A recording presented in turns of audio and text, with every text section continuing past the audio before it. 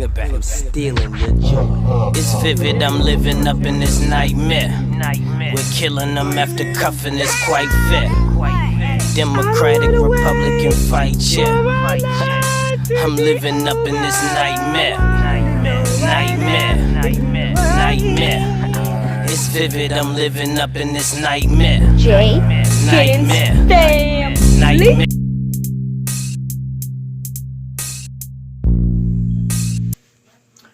What's up, guys? It is none other than your boy JGiddins the father. I want to first off start off as usual by reminding you guys to be positive, optimistic, and keep positive people in your circle, as those three things are vital in order to ensure that positivity is in your future. Now, the purpose of today's video is really just to, one, provide you guys with some footage because it's been a while since I've done a video. And I want to first off say thank you from the bottom of my heart to all of you guys, all of my followers, whether you be people that I picked up from Paget's interview or people that I follow on Twitter, members of the YangGang, which are probably the vast majority of my following. I just want to say again, thank you to everybody for your patience. Thank you guys for being there for me. I know it's been probably about 2 weeks since I posted anything, and yeah, I just felt the need. I didn't have really a topic to pursue or any particular thoughts to get out. I just really wanted to do a video and just sort of speak to you guys. I often do videos on Twitter, so if you guys find me on Twitter and you follow me at JGiddins the fat one, I'll have a link in the description, of course, and you can find it everywhere. You'll see a lot more video footage of me, you know, but I primarily wanted to do this video just to sort of enlighten you guys on a little bit of my situation. Again, in addition to thanking you guys for being so patient with me, I just want to re-emphasize the fact of me having so much going on, man. And the last thing I want to do is seem like I am ungrateful for what you guys supply me in terms of being my audience and being there for me. You know, every time like I watch a YouTube video, I sit and think to myself how grateful I would be to have such a vast audience and such, you know, such I don't know, such a wealth of support. And the last thing I want to do is push anybody away or have anybody feel like, oh, I don't know about this guy, you know. So I want to sort of fill you guys in and just let you know, right now my situation is, or the primary reason why I don't do videos as much is because I'm currently, in addition to holding down 3 jobs, I also have 3 children and 1 on the way, right?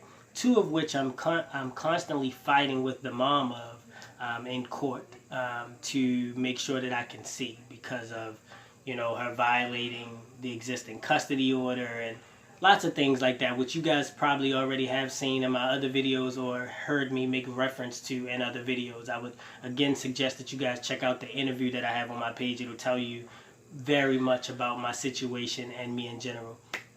That's my son crying in the background if you guys hear it. So yeah, I mean, that's the bulk of what I wanted to get out. I wanted to mention to you guys too, I don't know, most of the people who follow me are probably progressive. You're probably of the Democratic Party if you follow me. TYT, if you guys haven't heard of TYT or the Young Turks, if you have, you're familiar with Kasparian, and if you haven't, look up TYT. I'm pretty sure you can find him. It's a pretty, household name or Democratic household name. Kasparian she did the political event with Tomi, Lohren, and they sort of had like a I don't know, a debate, if you will, where they had sort of like a moderator in the middle and them answering and asking questions of one another. And it was a feud that was beautiful to watch. So I would highly recommend that you guys check that out. I'll put a link in the description to that.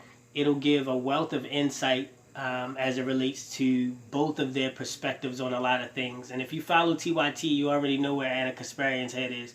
With Tomi Lohren, I didn't really know much about her outside of the fact that she had some sort of drama with Charlemagne the God. I think at one point is when I first heard of her. And I think I heard of her saying a bunch of racist stuff at some point too, and that's kind of what I know of her. And she also was a snowflake because if I recall, something about her channel getting turned off or something, or demonetized, or somebody taking away a platform, and she was crying about it. I don't know, but at the end of the day, I learned a lot about the perspective that Tomi Lohren has on this video as well. And I will let you guys know ahead of time if you aren't too happy about talking to Trump supporters, or if it doesn't, you know, if it makes you upset to speak to Trump supporters or hear the perspective of Trump supporters, I'm going to let you know going in that it's going to be rough for you, right? And it was very rough for me because, like, I'm one of those kind of people where, like, there's right and there's wrong. Like, there's not, like, a middle, right? So a lot of times politics pisses me off because you have the Democrats saying, oh, well, this is our side, and then you have the Republicans saying this is our side. But there is no two rights, you know? And of course there's the opinion that everybody has their own opinion, and we have to come up with something to sort of offer both sides some sort of satisfaction, right? So what they call it is bipartisan, right? That's what they call it when they're referring to both the Democrats and the Republicans getting a piece of what they want. But bipartisanship has limits, in my opinion. This is why I probably wouldn't be the best political, person or person of political value, because I don't believe in working with the other side when they're wrong, when they're blatantly wrong, you know. And some things just aren't up for debate, you know. And I bring this up, I bring this perspective that I have up because of the conversation between Tomi, Lohren, and Kasparian. A lot of it made me feel this way, you know, like it's not up for debate. For instance, if we were talking about, let's just bring up a topic that we all can 100% agree on is wrong, right? So like rape, right? And this is one that I always bring up because if you're a person who agrees with raping, or you support a rapist in any way, like, fuck you. It's the best way I can put it. But, you know, like if we were talking about rape and it being wrong, we wouldn't be having a conversation about, oh, well, let's consider some of the opposition's thoughts. Let's think about, you know, let's have some flavor from both sides.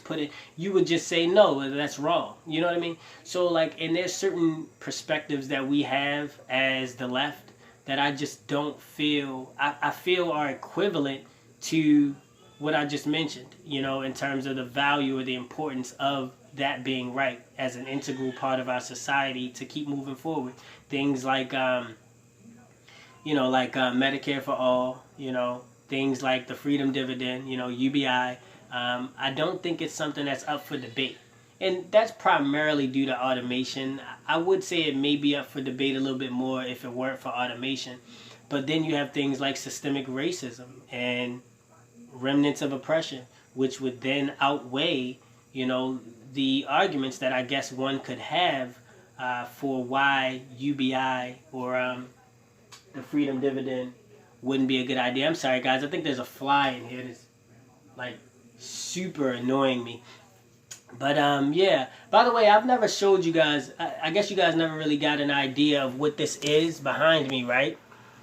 This is from my from the baby shower, right? So we had a gender reveal when my son was born. We didn't announce whether it was a boy or a girl until the baby shower, and this is what we had. My girlfriend actually made this herself. She's pretty creative. So I have this in all of my videos. You'll always see it back here, right? This is the baby shower poster that we had there. Everybody who came to the baby shower signed it. So, you know, all of my like 12 friends that came signed it.